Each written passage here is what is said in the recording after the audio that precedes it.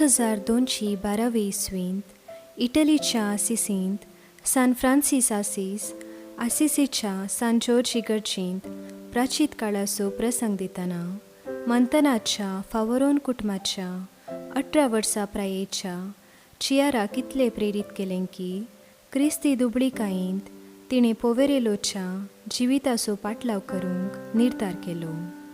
San फ्रांसिसान सांगल्या प्रमाणे ताळयांच्या आयतारा राती तिची मावशी बियांका आनी आनीकल्या सांगातिणे सवे ती तिच्या आवय बापायच्या घरांत थावन चुकोवन घेता आनी रानांतल्यान पोर्टिकुलाच्या कोपेलाक वेता. हांगासर ती आपल्या ग्रेस्त मास्तायकी बदलाक दोरग आंगले आनी माथ्यावेल स्विकार करता. आपले लांब पांगराळे केस कातरता आनी आपले जिवीत कठीण दुबळीकायेन क्रिस्ताचे सेवेक विंगयता.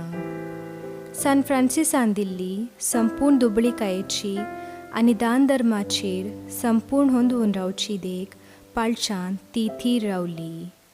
जायत्या वर्सां थावन कश्ट आनी पिडे वरवीं सोंसणीकायेची पारखोवणी अनुभव करनासचे तिचे अखेरीचे घडये पापा इनोसेंत भेट करूंक गेलो. सान फ्रांसिसाच्या सुर्बिल्ल्या तेगा सांगात्यांनी तिका सांजुआवच्या वांजेलांतलो पाशांव व्हडल्यान वाचून सांगल्लो.